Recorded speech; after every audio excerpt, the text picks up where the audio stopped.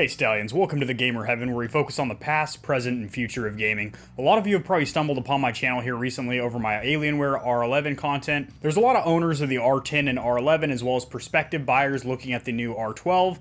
And as I have been very open with the fact that one of the major purposes that I utilize the R11 for is crypto mining with my 3080, amongst gaming, streaming, 4K video editing, and general usage. I want to address all current R10 and R11 owners as well as prospective R12 owners. I know a lot of subscribers have recently messaged me saying that they have R12s on the way, they're already pre-ordered and whatnot, and they're asking me directly, should they be crypto mining with this? I have a lot of opinions on the topic as somebody that has been crypto mining with this gaming PC for about 2.5 years. I did with my custom built PC, as well as my first experience with a pre-built PC, which is the Dell / Alienware Aurora R11. I want to directly address the question with this video, going over all the facts you need to know about mining with an R10, R11, or 12, whether you're looking into getting into mining or you're already mining, some things that you can do to lower your temperatures, optimize your hash rate, and also just get the best experience and, most importantly, long-term reliability and longevity over your not cheap pre-built PC. Let's cover it, guys.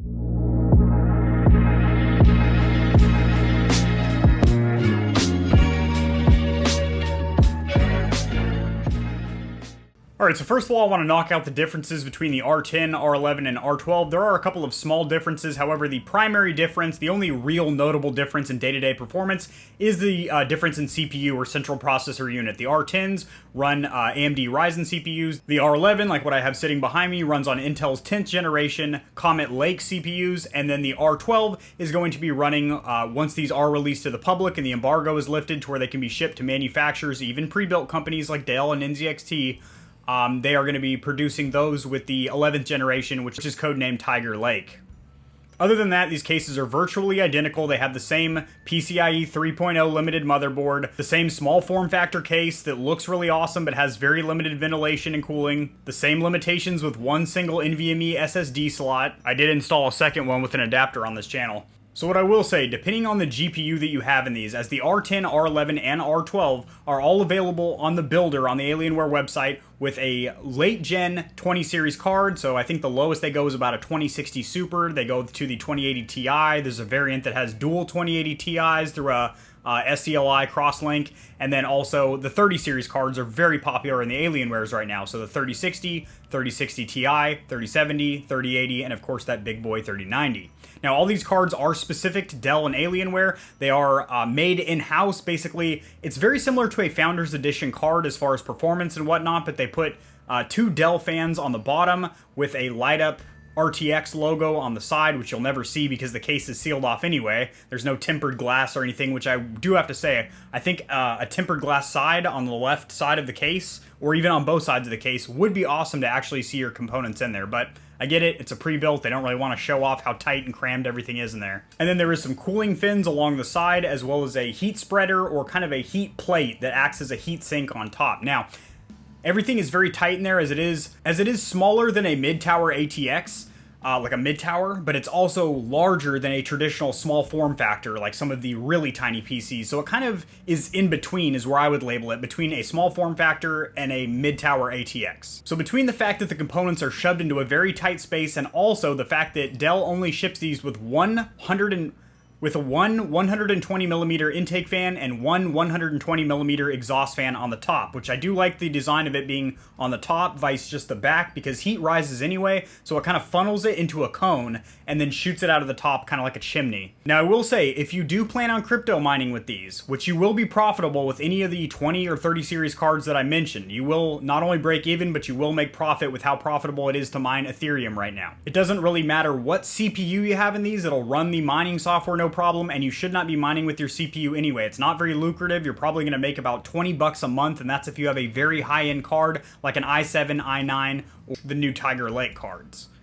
Not really worth it. So what I would do with your existing R10, R11, or your future R12 is I would manually put in a second intake fan on the front, a 120mm fan. Guess what? We have a couple of those right there waiting for an install that we're going to be doing most likely later today. You run a splitter off of the one existing intake fan in there and install a second fan where the mechanical hard drive goes. So if you are shopping for an Alienware PC right now, an R10, R11, R12, I would forego getting a hard drive disk for two reasons. One, this is 2021.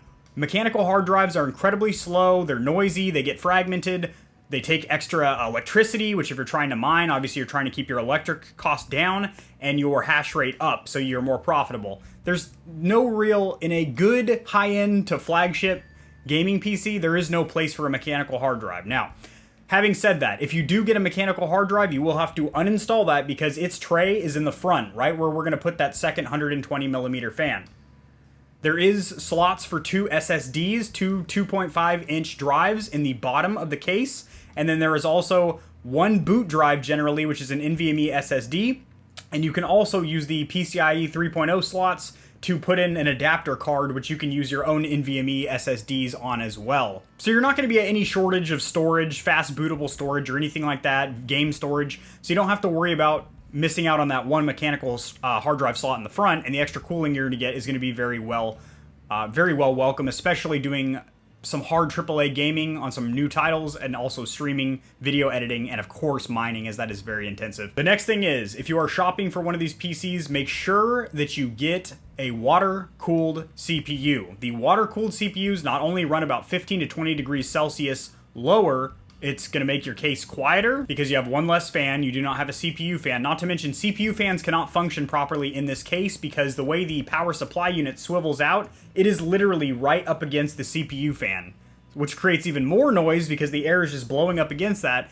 It blocks a bunch of airflow, and if you plan on doing any kind of overclocking or mining, definitely want to go with a water-cooled CPU. Now, if you already own an R10 or R11 and you happen to have an air-cooled CPU, not a huge deal, as you can order the AIO or all-in-one water cooling unit directly from Dell, or you can find them on eBay that have been pulled out of R10s, R11s, R9s that have been disassembled and scrapped, parted out, and you can actually pick them up relatively cheap, or you can even use a third-party AIO. You just want to make sure that it is compatible with the case or chassis, as Alienware likes to call it. The next thing is, when you are getting your software, there are other companies out there. However, I've been using NiceHash for a while, but do not use the legacy or traditional NiceHash miner. You want to use the quick miner. It's more efficient, you're going to have a higher hash rate, and it has more controllability. You even have a phone app where you can check on it in bed, make sure your temps are down. You can actually make overclock and underclock adjustments from your phone if you're away from the house and you notice your temps start spiking up or something like that. And most importantly, it is a lot safer of a software program to have installed on your PC. The legacy or traditional NiceHash miner, which I had been using for about 2 years, I've never had any issues with. However, it does run a lot of third-party programs or plugins that give you additional miners in there. And those are from, I'm not going to say untrusted, but unknown sources. NiceHash has an article on their website, which I've shared, saying that they do not know who makes these programs and they can't be held responsible for using all these third-party plugins. That's kind of scary. Now, QuickMiner is just one program called Excavator, which has a ton of built-in algorithms in it. The most profitable that you guys are probably going to be using is called Dagger Hashimoto. A nice little karate chop there. Dagger Hashimoto, which is a Ethereum mining algorithm that works very well with NVIDIA GPUs. So by getting QuickMiner, that program is built in-house by NiceHash. It's basically vouched for. The certificate checks out. That software program is just from them, and it's also less intensive on your PC as well, as basically more or less it's kind of a cloud miner. You do have a small application in a tray, but more or less it's all handled from a dashboard on their website, as opposed to having a full-on standalone application like the legacy miner was. Next up, once you've decided that you do want to start mining, you've installed NiceHash Quick Miner, you got your second fan installed and whatnot, I would say if you want to lower your temperatures a little bit further on a stock card without having to change things like thermal pad and paste, which we'll talk about in just a moment, you want to set up your overclock settings. I do have a video. I will have a link down here in the description below. Who knows? I might even post-editing throw up a card here. Not very good with cards yet, but I'm learning. But I will have linked in the description below that video sharing my personal settings, how I basically reduced the power consumption to 65% of the card's max, tapered down the core clock, and greatly enhanced or boosted the VRAM clock, as it is the memory that's primarily going to get you the majority of your profitability. But again, you want to make sure that you're running these settings optimally. Now, QuickMiner does have a light and a moderate setting that will do a little bit of over-underclocking to your GPU automatically, and they do work very, very well. Now, I'd be careful using those in conjunction with your own manual settings, which you'll do through either MSI Afterburner or being an Alienware, they do have an awesome program built on board. Like, I was surprised. Coming from custom-built PCs to a pre-built, I was shocked at how much controllability you have with this program. It's called ACC, or Alienware Control Center. Pizza's coming back on me. I will be making a full tutorial of this. It controls your lighting. It lets you do over and underclocking for your CPU, GPU, and RAM. Change profiles on the fly. It optimizes your games. You can adjust audio drivers. You can use it as a dedicated game launcher. You can do all kinds of stuff from that program. It's actually really, really good. But I've been using that in lieu of installing MSI Afterburner, as it does all the same controllability, and it's already baked in or installed on your Alienware PC. So once you get all your settings right, you've got quick miner, you start mining, you do your first benchmark and you start mining, and you start watching that number tick up. You're making cash, you're being profitable. I would recommend withdrawing your funds that you earned from NiceHash. You get paid out in BTC or Bitcoin. And I would recommend not using NiceHash as a storage vessel, because granted, they haven't been hacked since 2017. It could happen again though, for sure. Not to mention, you don't really own your cryptocurrency until you take possession of it. Not your keys, not your coin. So what you do is get a hard wallet, like this Ledger Nano S over here. Fantastic device. I have reviewed it on the channel. Shoot, I'll probably link that video down there below too. This will be linked in the description below if you do want to check it out. It is an awesome, awesome hardware cold storage wallet, so it goes completely offline, and it is virtually unhackable. The only way for somebody to get that is if they get your private key because you accidentally share it with them, or if somebody breaks into your house, God forbid, and finds your backup card with all your key phrases. 25 single words that, when in conjunction, can have access to your account. So those are incredibly safe though. So I would recommend withdrawing from NiceHash to a hard wallet, or transferring it over to Coinbase if you plan on doing some trading over there, some crypto trading, day trading, swing trading, or just keeping them in Coinbase and holding them for the long term, as Bitcoin is still on the rise. It's been over 50K for a hot minute now. It hasn't gone below, and it's been fluctuating between 58,600 right now, according to my little screen on my screen deck over there. So Bitcoin's still on the rise. It's not going anywhere. I also would recommend having a Coinbase account, as that is a really good platform, a good exchange. Just like, you know, a stock exchange for ETFs, mutual funds, REITs, stocks, bonds, whatever. If you're handling cryptocurrency, do your investing on Coinbase. It is a solid platform, and they have what's called the Vault, which is basically kind of a savings account or an offline cold storage wallet on their website though. I don't trust that quite as much as a physical hard wallet, but it's still a lot safer than just keeping your funds in NiceHash. So I don't think I missed anything. I don't have any notes or any script or anything like that. I'm just talking to you guys mano a mano, man to man, man to woman, R11 owner to R11 or 12 owner.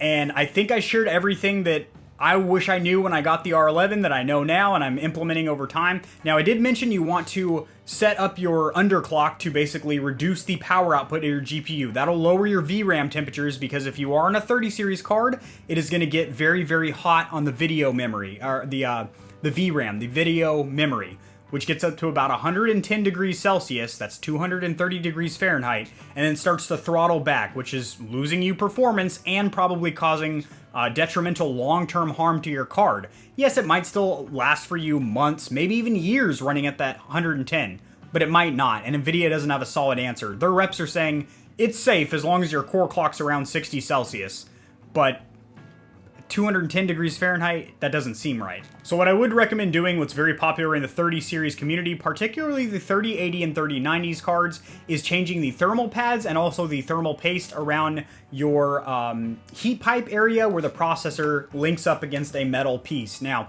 that will lower your temperatures generally between 15 and 20 degrees Celsius, sometimes more, sometimes less. I recently did a tutorial on this channel where I walked through how to disassemble the card and do that. I personally didn't see any loss in temperature, but I'm going to revisit it, as I did get some different thermal pads and different thermal paste. And, you know, maybe they're not making proper contact. I might have gone too small in the millimeters to where it's not actually making contact with the heat plate, the heat sink on the back. So I'm going to do that in combination with installing that second fan. We'll see if my temperatures go down.